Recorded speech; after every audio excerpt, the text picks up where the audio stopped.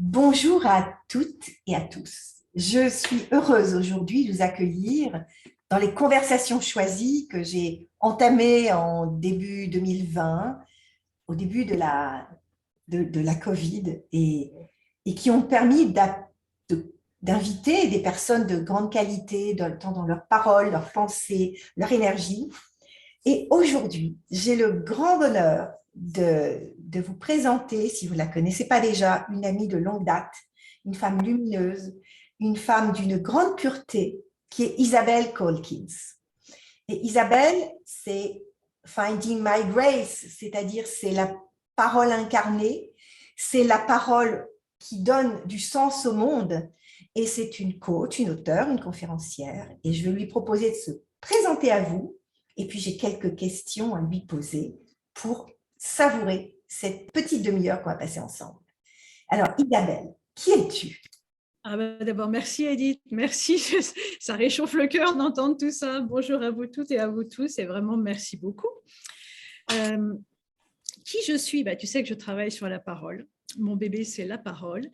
Je pense que vraiment, on se choisit des activités qui souvent sont un chemin de guérison. Pour moi, ça a été le cas. La parole n'était pas forcément évidente quand j'étais jeune. Il y avait des espaces dans lesquels ma parole elle était forte et fluide. Et il y avait d'autres espaces comme une salle de classe, par exemple, devant un groupe ou face à un professeur, où là, ça se bloquait. Donc, la parole m'a questionnée et je pense que et je pense qu'on a probablement tous cette intuition que la parole joue vraiment un rôle crucial dans la vie et que c'est vraiment la clé de voûte de la vie.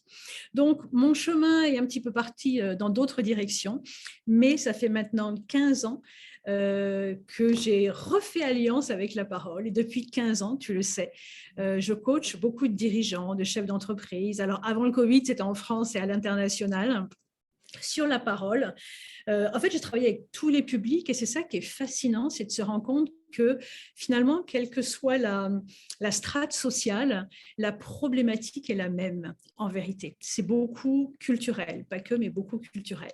Donc, je travaille sur la parole et mon objectif, c'est vraiment de permettre à tout à chacun de libérer sa parole et en fait de retrouver la connexion à l'élan vital. Parce que pour moi, la parole incarnée, c'est la parole vivante et c'est donc une parole qui exprime notre singularité. C'est très juste ce que tu dis sur la parole incarnée. Alors, tu mentionnes les dirigeants que tu as coachés depuis des années. Et les dirigeants, leur parole, souvent, elle est au service de la persuasion et du charisme. Or, moi, ce que je sais de ta parole, pour t'avoir même suivi au moment du livre La vie se voyage, ta parole est très poétique, elle est musicale, elle est sensible, elle est subtile. Et ce que je trouve intéressant, c'est que tu as à la fois un rapport extrêmement subtil, donc comme je disais, poétique à la parole, et en même temps, tu peux l'étirer jusqu'à celle qui va permettre de développer sa puissance dans le monde, mais charismatique. Et comment est-ce que, dans le monde tel qu'il est aujourd'hui, on peut donner à la parole, au-delà de la puissance, je veux dire yang, de persuasion, cette puissance subtile qui est vibratoire, qui est de l'ordre de on touche les cœurs avant de toucher les manteaux, les cerveaux. Exactement, merci pour cette superbe question. En fait, les gens souvent perçoivent un paradoxe entre effectivement le travail sur la parole incarnée, habitée, vivante, et la parole telle qu'elle est pratiquée dans le monde du travail, la parole où on recherche de l'impact un peu masculin, comme tu le disais. Et en fait, moi, j'y vais pas du tout comme ça. Moi, j'y vais dans un espace de vérité, c'est-à-dire ce que je cherche, c'est vraiment à recouvrer et à exprimer une sincérité. Je pense qu'on se fait une idée du monde du travail, mais qu'en fait, les gens jouent en fonction de ces codes, de ces stéréotypes, etc. Mais qu'au-delà de ça, il y a une nature profonde et que quand chacun est en lien avec sa nature profonde, il va déployer sa parole que j'appelle vraie. Et là, il a un impact qui dépasse tous les autres impacts. qui passerait à travers un travail sur la technique, sur de l'argumentation, etc. Donc, c'est vraiment un dépouillement et c'est du courage que d'aller retrouver sa parole vraie qui exprime véritablement l'être que nous sommes et les valeurs dans lesquelles on croit, en fait. Oui, d'autant plus que quand tu parles de paroles vraies, on peut parler d'authenticité. Qui dit authenticité dit vulnérabilité. Ouais. C'est-à-dire que la parole vraie, moi je l'ai vécu parce que autant maintenant je suis devenue une femme qui a une parole facile avec toutes les conférences que j'ai pu faire, mais ça a été un vrai travail pour moi de devenir influente parce que venant du monde du luxe où finalement j'étais au service d'une marque, donc je ne parlais finalement pas que si ce n'est de la marque, mais moi je m'effaçais. Et là tout d'un coup j'ai dû me mettre en lumière. Et je me suis rendu compte que se mettre en lumière, c'est se mettre à nu. Or, pour avoir une parole authentique, incarnée, j'ai vraiment ressenti tu parlais de courage, mais je dirais la nécessité d'accepter intégralement qui j'étais pour ne pas chercher à porter un masque. D'ailleurs, j'ai souvent ce masque sur lequel j'ai travaillé, et pour être tout ce que je suis, de la femme triste à la femme joyeuse, parce que c'est ça au bout du compte. C'est aussi accepter de se montrer, y compris dans ces zones de vulnérabilité. Or, professionnellement, tu disais, c'est très codé. Et on a l'impression que c'est scindé. Il y a le pro et le perso. Mais ça ne marche pas comme ça parce qu'on est toujours les mêmes humains. C'est exactement ça. En fait, je pense qu'il faut arrêter de rétrécir les humains et les autres. D'accord. Je pense qu'on est tous formatés parce qu'on a appris une certaine pratique de la parole à travers le système éducatif, où en fait ce système éducatif nous a rarement interrogés sur qu'est-ce que tu penses, comment tu comprends ce texte, qu'est-ce que ça t'appelle chez toi, etc., etc. Ça a été plus de saisir du savoir et en fait réciter le savoir. Et donc la parole était juste ou pas juste. Et donc on quitte ce système éducatif avec une parole très formatée. Et moi, je me rends compte dans tous les coachings, c'est incroyable comme les gens sont dans le moule et ont peur de quitter le moule. Il y a comme un besoin d'être validé, en fait. Mais je pense qu'on a beaucoup plus d'intelligence en soi et tout mon travail consiste à s'autoriser à révéler cette intelligence qui peut être lumineuse et qui parfois peut être beaucoup plus vulnérable. Mais dans le monde tel qu'il est aujourd'hui, à travers tout ce qu'on a traversé historiquement ces dernières années, etc., je pense qu'il y a une vraie quête de véracité aujourd'hui. Les gens ne sont pas dupes, l'énergie n'est pas dupe, les gens font la différence entre un discours appris, un discours abstrait, théorique, ou quelque chose qui vient du corps, qui est incarné, qui est vraiment ressenti et vécu. Les gens le perçoivent très bien. Et en fait, les gens basent leurs décisions sur leur ressenti. On est des êtres d'émotions plus que des êtres rationnels. On a un mélange des deux, mais quand même, les émotions sont très importantes. Et d'ailleurs, dans la période électorale que l'on vit, on le pressent tout ça, d'accord? Mais c'est un autre sujet. Un autre sujet, c'est très juste. C'est un autre sujet. Donc moi, je crois en l'intelligence, en la subtilité des gens. Et d'ailleurs, une petite anecdote que je vais te raconter très rapidement. Il y a une année de ça, j'ai été contactée par un homme d'affaires qui avait créé sa société, qui est sous-traitante d'Airbus, et une société qui marche très fort, chiffre d'affaires, je ne sais plus combien de millions, bref. L'homme, il a 70 ans et il voulait que je le coach. Et il était très intéressant parce qu'au téléphone, c'était vraiment la posture, le stéréotype de l'homme d'affaires, si tu veux. Et j'arrive dans son entreprise un matin, on avait prévu une séance de 2 heures, j'arrive, il avait le costume 3 pièces, il était tout bien bronzé, il sortait de sa partie de golf, c'était très amusant, il jouait vraiment le personnage de l'homme ayant réussi, etc. On a passé 2 heures ensemble, on a travaillé, donc moi je ne bouge rien à qui je suis. J'arrive avec qui je suis et je ne bouge rien. Il n'y a aucune compromission dans qui je suis et ce que je vais chercher chez l'autre. On travaille pendant 2 heures et après il voulait me garder un peu plus, sauf que moi j'avais une autre formation et je lui dis je vais y aller. Et il m'a fait cette réflexion qui m'a sidérée en me disant « Oh, vous inquiétez pas, de toutes les façons, vous allez leur ouvrir tous les chakras. » Et ça m'a complètement sidérée. Cet homme, entre guillemets, stéréotype de l'homme d'affaires comme jamais, il termine un entretien, une séance de 2 heures en me disant que vous allez leur ouvrir tous les chakras. Je ne pensais même pas qu'il connaissait ce mot-là, quoi. Donc, il faut qu'on arrête de réduire les gens. On a le choix. Soit on va relationner à la personne par la petite porte ou par la grande porte. Et quand on ouvre la grande porte, c'est là où il se passe des choses hyper intéressantes. Et souvent dans l'invisible, parce que c'est à un autre niveau que ça se passe, niveau vibratoire, un niveau énergétique. Et là, la poésie entre en jeu, c'est cet espace non formaté. Alors, en fait, on se rétrécit à nos fonctions, souvent, à l'image qu'on présuppose que les gens attendent de nous. Mais est-ce que aussi, tu penses qu'on se rétrécit à notre genre? Est-ce que tu as observé que finalement, homme ou femme, on a les mêmes travers? Ou est-ce qu'on peut imaginer que les femmes étant quand même plus proches de leurs émotions, ou les hommes ayant été plus formatés pour ne pas être trop dans l'expression de celles-ci, ont développé des facilités, des modes de fonctionnement différents?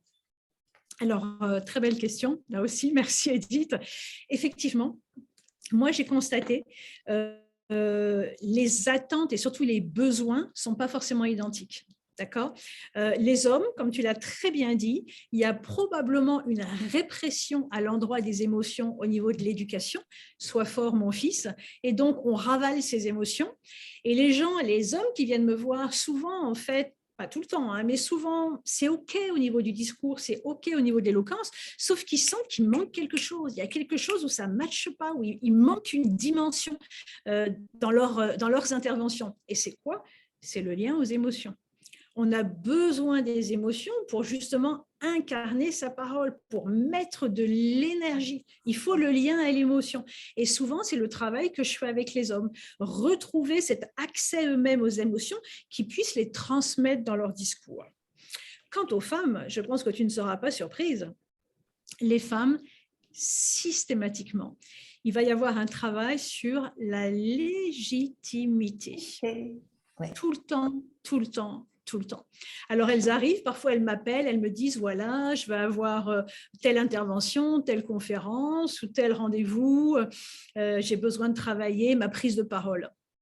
Et je les entends très bien tout de suite. Elles me disent 2-3 phrases, je fais, mais non, pas du tout. C'est pas la parole, c'est la légitimité, c'est l'estime de vous. Ah, mais oui, mais en quelques secondes, mais comment vous le savez, etc. C'est tellement clair, tellement clair. Donc voilà, effectivement, les hommes, très souvent, il y aura besoin de travailler sur les émotions et les femmes sur l'estime de soi et la légitimité. Oui. Et est-ce qu'il y a différents profils de communicants ou de rapport à la parole? Souvent, on parle des four types of brain. Les brain types, c'est des types de cerveau. On peut parler des 5 langages de Chapman. Est-ce que tu observes qu'il y a, oui, des typologies de communicants? Alors, ce que tu viens de dire est tout à fait vrai. Moi, ce qui m'intéresse, moi, je ne travaille pas d'une façon très rationnelle. C'est vraiment à l'instinct, à l'intuition. C'est énergétique, c'est avec le cœur. Et dans mon travail, à chaque fois, ce que je fais, c'est vraiment me mettre au service de la personne que j'ai en face de moi et donc de respecter sa nature profonde. Parfois, elle est enfouie, parfois, elle l'est moins, mais je ne vais jamais demander à quelqu'un qui est un petit peu plus introverti de parler comme ça, de faire des jeux de scène, etc. Ce que je vois, hein, je vois beaucoup de coachs pervertir la nature d'une personne en leur demandant de... Non, du tout.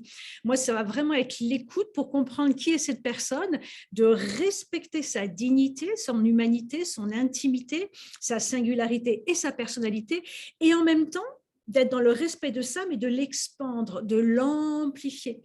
Parce que quand on prend la parole, il faut aussi toucher les autres, et à un moment, il faut que l'énergie, elle s'exprime. On ne peut pas simplement garder l'énergie, etc., sinon on ne va pas toucher l'autre. Donc, il faut quand même s'autoriser à manifester l'énergie, mais dans le respect de qui on est. On a été tous très marqués par Valérie Pécresse, qui Oui. a manifesté une parole que de toute évidence, elle n'incarnait pas. Et ses gestes, sa posture, son corps, le timbre de la voix, tout était en dissonance, justement parce que probablement, coachée ou pas, elle dit qu'elle n'a pas été, mais peu importe, je dirais, c'est qu'elle n'a pas su se mettre à l'écoute de sa vraie nature de communicante. Et au lieu de se glisser, elle a voulu jouer un côté gaulien ou quel qu'il soit. Mais On ne peut pas revêtir un manteau qui n'est pas le sien. Il faut en effet trouver sa véritable résonance, son identité, sa spécificité, sa couleur. Si c'est dans la délicatesse, c'est dans la délicatesse. Si c'est dans la puissance, c'est dans la puissance. Mais il faut que ce soit sa propre délicatesse ou sa propre puissance. On ne peut pas aller incarner le message d'autrui. Et ça m'a beaucoup marqué et j'étais très triste pour elle parce que je me dis, à chaque fois que je vois une femme, moi qui travaille beaucoup sur la puissance des femmes, une puissance lumineuse, contributrice, pas dans l'ego, pas dans le pouvoir, pas contre les hommes, mais dans cette notion de complémentarité, comme je dis souvent, c'est dire, mais quel dommage qu'elle n'ait pas pu. On a besoin de modèles de femmes qui nous montrent que c'est possible d'être à la fois solaire, rayonnante et soi, ni clone des hommes, et communiquer déjà comme une femme, et ensuite comme la femme que l'on est profondément. C'est tellement important. Mais comment on sait? Comment est-ce qu'on peut... Je me rappelle une amie il y a très longtemps, quand je peignais, qui me disait un jour je serai quelqu'un. Mais qui? Mais qui? Comment savoir qui on est vraiment? Comment savoir quelle est notre couleur spécifique? Parce qu'on est multiple, on est parfois complexe, on a des histoires, parfois on a des doubles... On peut hériter de sa lignée féminine, maternelle, un certain nombre de traits, de la lignée masculine, d'autres. Et comment trier là-dedans? Je suis qui? Vraiment, profond, deep inside, dedans, je suis qui? Est-ce que je suis... Et je reviens à ça. Est-ce que je suis celle-ci qui sourit? Mais non, tu es tout. Et comment? Tu vois, moi, je trouve que c'est la chose la plus difficile, à moi d'être vraiment accompagnée, aidée, c'est d'aller trouver qui on est vraiment. Parce que tout part de là. On est absolument d'accord, hein. C'est connais-toi toi-même et tu connaîtras l'univers et les dieux. C'est la tâche la plus complexe, la plus merveilleuse, la plus subtile, celle qui nous occupe pendant toute notre vie, parce qu'on est constamment en évolution, en transformation de toutes les façons. On n'est pas un produit fini, on n'est pas supposé être une certaine personne qu'on doit aller rencontrer. Non. On peut se transformer, on a énormément de potentiel. Donc, c'est vraiment un travail de dépouillement des conditionnements, de réparation des blessures pour pouvoir savoir qui l'on est et trouver notre justesse. Et à partir d'un moment où on a déjà, tu sais, comme le sculpteur, c'est Michel-Ange qui a dit « J'ai vu un ange et j'ai simplement enlevé la pierre qui était autour ». Nous sommes des anges, mais encore faut-il enlever la pierre qui est autour, et à partir du moment où on reconnecte à l'ange qui est en nous, à notre nature profonde, après c'est assez clair, on se connaît suffisamment qu'on est capable, oui ça c'est moi, ça c'est pas moi, non, etc. Mais encore faut-il faire tout un travail vraiment de dépouillement pour savoir qui l'on est vraiment, quelles sont nos valeurs, quelle est notre nature profonde. Et après, une fois qu'on a connecté avec cette essence, on a des réponses. Et est-ce que tu as observé, ce qui s'est passé depuis 10 ans et qui a changé la donne, c'est la présence permanente sur les réseaux sociaux, qui n'est même plus une option, c'est quasiment une obligation. C'est très difficile d'exister sans les réseaux. Les réseaux, aussi éphémères soient-ils parfois, parce qu'on va vers des réels, des TikTok et autres qui font des choses très courtes. Et comment, dans un foisonnement finalement de personnes qui sont, moi je trouve des mythes, elles veulent toutes se ressembler, avec les mêmes limites, les mêmes... Comment marquer vraiment son territoire? Comment traverser cette... On n'a pas le choix, il faut y être. En tout cas, si on y est, il faut y être bien. Comment on fait? Tu sais, on parle beaucoup aujourd'hui, et j'aime bien ce mot d'être magnétique. Tu vois, d'être magnétique. J'aime beaucoup ce mot. Et je pense que quand tu es magnétique, quand tu es en lien avec ton énergie et ton élan vital, quand tu ne copies pas, quand tu ne te laisses pas désaxer parce que oh, tel fait ça, c'est bien, je vais faire pareil, je copie, etc. Parce qu'il y a des choses qui me fascinent chez les autres et je copie, mais ce n'est pas toi en fait. Donc, il y a vraiment le besoin de rester dans son axe. Et quand on reste dans son axe, je pense qu'effectivement, on devient magnétique. Mais quand on va copier ou faire des choses, mais sans sans être en lien avec cette chose qu'on souhaite faire, ça ne marche pas. On n'a pas les résultats escomptés et on court après quelque chose. L'idée, c'est pas de courir après quelque chose. L'idée, c'est de créer, d'être créateur de sa vie. Et quand on parle du verbe, parce que c'est l'objet qui nous intéresse aujourd'hui, on parle du verbe créateur. Et c'est pour ça, moi aussi, que je travaille sur la parole. Parce que pendant tout ce temps, ces 15 ans de travail sur la parole, il y a un lien direct entre le développement et la conscience mise dans la parole et l'épanouissement de l'être. Le lien est direct entre la parole, le déploiement des talents et l'épanouissement et l'accomplissement de la vie. C'est direct. Et c'est pour ça qu'on dit que le verbe est créateur. Le verbe n'est pas anodin, c'est la clé de voûte de la vie. Et quand le verbe, il nomme, il permet de transmettre de l'énergie subtile dans la matière. Et c'est pour ça que le verbe est créateur. Et quand on s'autorise son propre verbe, et c'est ça tout le challenge, c'est arrêter d'utiliser le verbe de l'autre et se réapproprier son propre verbe. Et là, tu es dans la création, là, tu es dans l'influence, là, tu es dans la fécondité, là, tu es dans ta splendeur, là, tu es dans la magnificence. Et ton verbe ne vient pas que de ce que tu sais, il vient de ce que tu accueilles. Exactement. De qui tu es, au cœur de toi. ton expérience de vie. Complètement. Et il autorise aussi les silences. Je me souviens d'une phrase de mes guides qui me disait « Accueille ce silence poétique et musical qui accueille toute la maîtrise ». Et je trouve que cette phrase que j'ai reçue parmi d'autres me peut parler aussi de cet espace en creux qui est le silence que tu vas déposer pour accueillir quelque chose. Et une parole incarnée, c'est aussi une parole reliée. Absolument. Le mot vient d'ailleurs, que parfois il nous dépasse, il nous enchante, il nous emporte. Et même quand on est dans une sphère professionnelle, le charisme, il vient de ça. D'ailleurs, charisme, c'est le cœur. Et c'est vraiment aller trouver cette parole qui, entre les silences et les mots, laisse un espace à plus grand que soi. Mais complètement. À la fois la grandeur que l'on a au cœur de soi, mais aussi la grandeur qui existe, qui est là et qu'on va juste accueillir. On est comme un réceptacle. C'est vraiment ça. Et c'est vraiment s'autoriser le courage d'être soi. Ouais. Quand on utilise son verbe. Récemment, là, je travaillais pour un grand groupe et bref, il y avait tout un groupe de personnes et il y a 3 personnes de l'entreprise qui, avant mon intervention, prennent la parole. Et en fait, ils étaient dans un langage, ça allait si tu veux, mais c'était un langage très théorique, professionnel. Et en fait, les gens en face, il y avait un groupe d'une 30aine de personnes qui étaient assez distraits. Et ils écoutaient d'une façon très distraite. Et pourtant, il y avait la DG d'un groupe. J'ai pris la parole, alors c'est coquin de dire ça, mais j'ai pris la parole et comme ma parole venait d'un autre endroit, mais le silence a été instantané et il y a eu une qualité d'écoute et une qualité de présence et les 3 autres personnes qui étaient intervenues étaient bouche bée et à la fin ils m'ont dit c'est dingue, le groupe dès que tu as pris la parole a été créé, il s'est passé quelque chose, mais c'est simplement parce que tu parlais de reliance, c'est ça, quand tu vas chercher ton verbe à l'intérieur de toi et dans ton cœur, bah, les gens ils le sentent et en fait ils demandent que ça quoi. Oui. Mais c'est le plus difficile parce qu'on nous a coupé de notre cœur.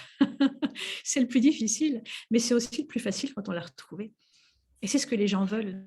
Ce verbe créateur doit venir de cet espace-là. Et je pense aussi que c'est un espace dans lequel on n'a pas d'attente. C'est-à-dire qu'on est, on exprime, et on n'est pas dans l'attente ni de convaincre, ni de rallier à soi.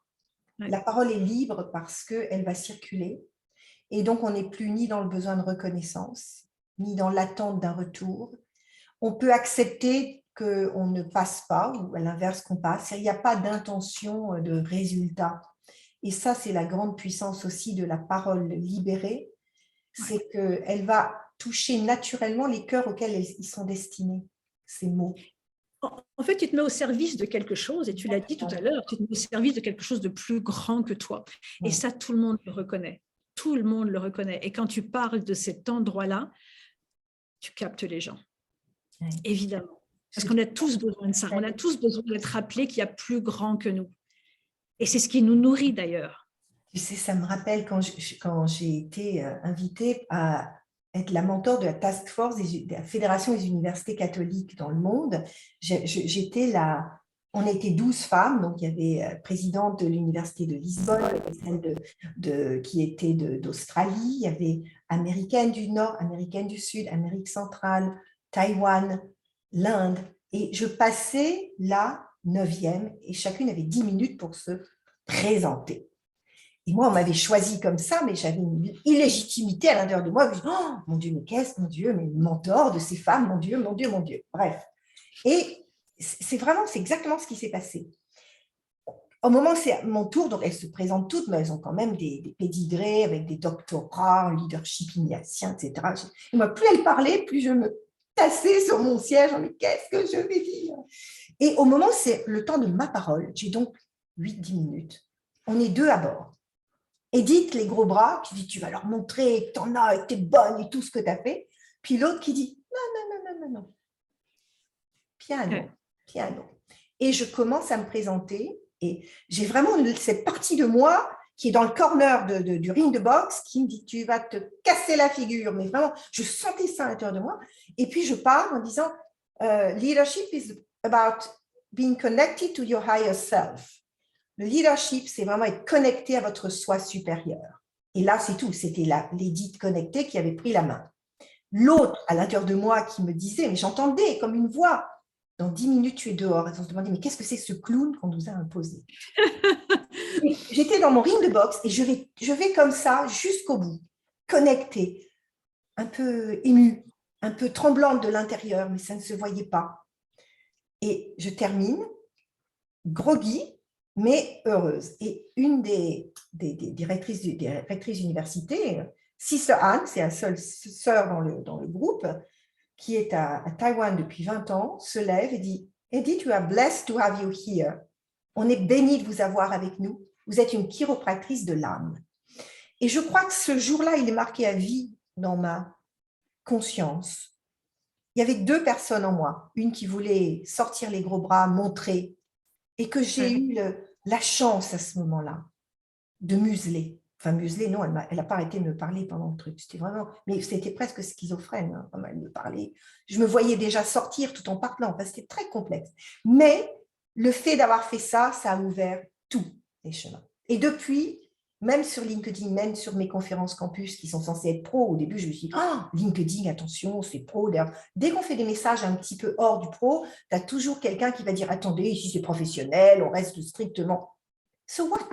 Et là, j'ai commencé à déployer, à parler de la chamane, à parler de tout le reste. Mais ça n'a pas été simple parce qu'il y a aussi des codes que de temps en temps, encore une partie du monde considère comme immuables. Tu as vu sur LinkedIn, dès que quelqu'un sort du cadre, paf, t'en as. Et ça, je crois, il faut aussi se moquer de ça au sens de dire, OK, c'est son droit, mais c'est pas la personne avec qui, voilà. Mais là, il faut être capable aussi, et ça, je le vois dans les personnes que je mentor, quand elles commencent à se montrer sur LinkedIn, est-ce qu'elles font des MeToo avec les mots bien paramétrés, tac, tac, tac, ou est-ce qu'à l'inverse, elles vont oser se mettre en lumière? Et il faut être prêt à perdre la visibilité sur des gens qui, de toute façon, quelque part, te bloqueront dans ta vérité intérieure, alors que tu vas gagner infiniment plus en étant auprès de ceux qui vont dire « Waouh, c'est possible et j'en ai besoin. » Et là, ça pulse, ça pulse, ça pulse, ça pulse. Absolument. C'est vraiment un enseignement très fort que j'ai reçu depuis 2 ans avec ça. Et moi, j'adore te lire. À chaque fois que je te lis souvent. Lisez, Isabelle, suivez ces posts. C'est d'une beauté, mais c'est toujours très, très beau. Et je pense que s'autoriser la beauté, la poésie, la lumière, la parole sans autre intention que d'être pure, c'est le plus beau cadeau qu'on puisse faire au monde. C'est possible. Et ça n'empêchera pas votre puissance de s'exprimer, mais ça va être puissance beaucoup plus singulière, unique et généreuse. Généreuse. Absolument. Et c'est ce que tu incarnes magnifiquement. Alors, Isabelle, tu as une actualité en ce moment, tu as régulièrement des actualités, donc comme cette interview va nous suivre dans le temps, aujourd'hui, tout de suite maintenant, tu as une actualité dont tu peux nous toucher un petit mot. Il y aura le lien en dessous de cette vidéo. Et puis aussi, comment te retrouver au fil du temps, comment me retrouver au fil du temps. Ouais. Donc, cette actualité immédiate, qu'est-ce que c'est? Alors, effectivement, je vais lancer, comme je t'ai dit, ça fait 15 ans que je travaille sur la parole. Et en fait, cette dernière année, pendant un an et demi, j'ai ressenti le besoin de m'éloigner un peu, peut-être un trop-plein. Et pendant un an et demi, je disais non, non, venez me solliciter, non, non, non, non, non. Et c'est parfait parce que du coup, ben, ça a germé en moi comme ah, mais non, reviens à tes amours, à la parole, etc. Et j'ai l'impression d'avoir lâché des choses. J'ai l'impression il y a de nouveau une fraîcheur. Je pense pas l'avoir vraiment perdue, mais je la sens encore plus puissante. Et du coup, effectivement, à partir du 3 mai, je lance ce que j'appelle l'expérience. Prenez la parole, prenez votre place. Et ça, c'est 7 lives sur Zoom le mardi où on va travailler sur la parole. Mais quand je dis travailler, c'est un faible mot parce que je veux vraiment que ce soit une expérience. Et on va la prendre par tous les bouts. On va arrêter de scinder la parole, tu sais, scinder la parole professionnelle, prise de parole, de la parole interpersonnelle. Non, la parole, elle est une.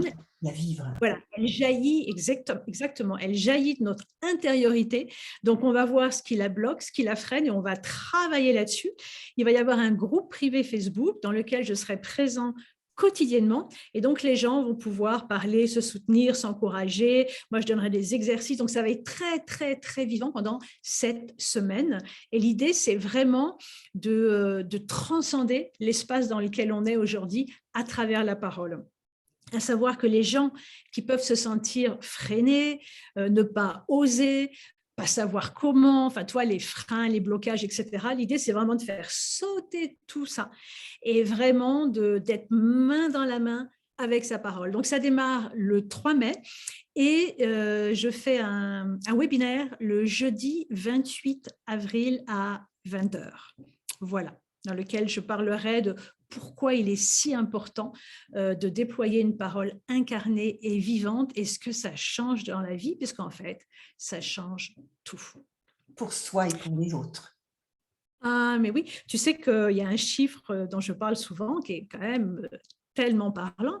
Il est dit, c'est une étude qui dit ça, que 65% des divorces viennent d'un problème de communication. Ah oui. Oui, tout à fait. Par exemple. Donc, l'impact de la parole dans nos vies sur le fait de savoir nouer des liens aux autres, savoir écouter l'autre, savoir dire qui l'on est à l'autre, savoir intervenir en réunion, savoir défendre nos valeurs, savoir poser une question, savoir y répondre, savoir proposer un projet, enfin partout, tout le temps, en permanence, quoi. C'est et c'est Tony Robbins qui dit ça, que la qualité de notre parole conditionne la qualité de notre vie. C'est exactement ça. Exactement ça. Donc voilà, je propose cette aventure et c'est vraiment, je le veux vraiment comme une expérience de transformation, véritablement. Rien que ça. On va ouvrir tous les chapitres. J'en serai, je vais t'accompagner là-dedans. En tout cas, en dessous de cette vidéo, vous aurez tous les éléments, actualité, puis les lieux où nous retrouver, que ce soit isabellecolkins.com ou edithlacia.com, vous pourrez nous retrouver, y compris dans certains moments, peut-être dans des projets communs sur lesquels nous commençons à mijoter une petite surprise. Donc, en tout cas, faites-vous plaisir, allez découvrir et incarner cette parole magnifique que vous avez au cœur de vous. Elle y est. Il faut juste aller l'accueillir et lui faire le berceau dont elle a besoin pour être exprimée. La vivre pour vivre, en fait. Prenez grand soin de vous. Un immense merci, Isabelle, ma chérie, c'est un bonheur. Et puis, merci infiniment à vous toutes, à vous tous. Merci. Prenez grand soin de vous. À bientôt.